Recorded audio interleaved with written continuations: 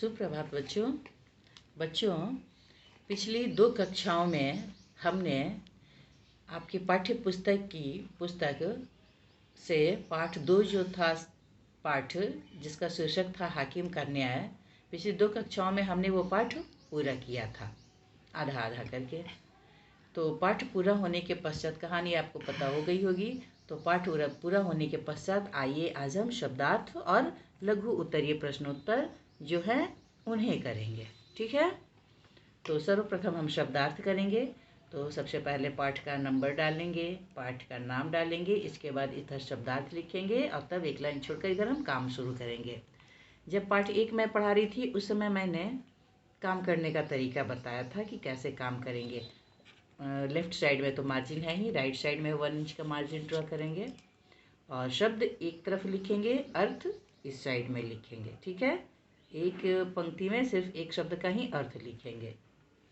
तो देखिए, पहला शब्द है आवाजाही। आवाजाही का अर्थ है आना जाना। झट, झट मतलब तुरंत। एकत्र का अर्थ है इकट्ठा, एक जगह जमा होना या इकट्ठा। हाकिम, हाकिम का अर्थ होता है अधिकारी या न्यायाधीश बोलते हैं। कचहरी, कचहरी का अर्थ है कोर्ट, हिंदी में कोर्ट, अंग्रेजी में कोर्ट बोलते हैं, फिर न्यायालय बोलते हैं। दुविधा, दुविधा का अर्थ होता है क्या करूं क्या न करूं की स्थिति, कुछ समझ में ना आना कि क्या करूं या क्या ना करूं की स्थिति। निर्णय, निर्णय का मतलब होता है फैसला। हाथ पांव मारना, हाथ पांव मारना एक मुहावरा है, इसका अर्थ है बहुत प्रयास करना। ठीक है, अब है संयम। संयम का अर्थ है खुद को काबू में रखना। ठीक है, तो ये शब्दार्थ हुआ और इसके ये अर्थ हुए। आइए अब हम लोग चलते हैं लघु उत्तरीय प्रश्नोत्तर की तरफ जो मुख्य से के अंतर्गत हैं। तो इसका पहला प्रश्न है, राधा घी कैसे निकालती थी? राधा घी कैसे निकालती थी? इसका उत्तर है कि राधा भेड़ के दूध से दही जमाती, उसके बाद दही से मक्खन निकालती, फिर मक्खन से घी निकाल लेती। ठीक है, निकाल लेती थी भी हम लिख सकते हैं, निकाल लेती थी। ठीक है, चलिए दूसरा प्रश्न। दूसरी औरत ने क्या तर्क देकर हाकिम से न्याय मांगा? उसने क्या तर्क दिया अपने पक्ष में?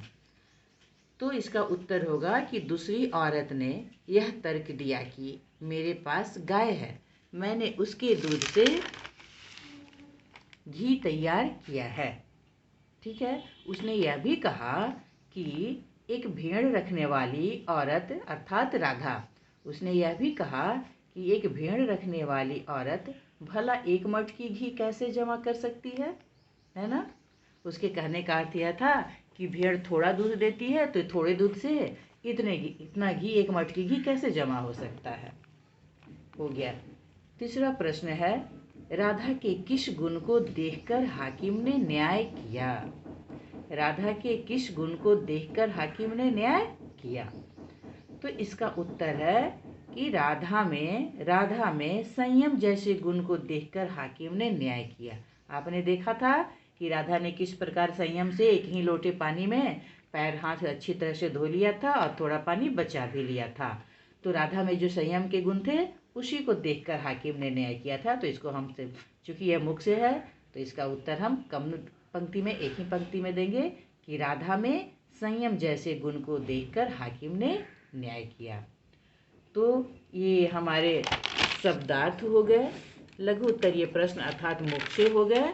अब इसके बाद आपकी पुस्तक में जो लेखनी से प्रश्न है, दीर्घ उत्तरीय प्रश्न के अंतर्गत लेखनी से जो प्रश्न है उसको हम लोग अगली कक्षा में उसका करेंगे प्रश्न उत्तर।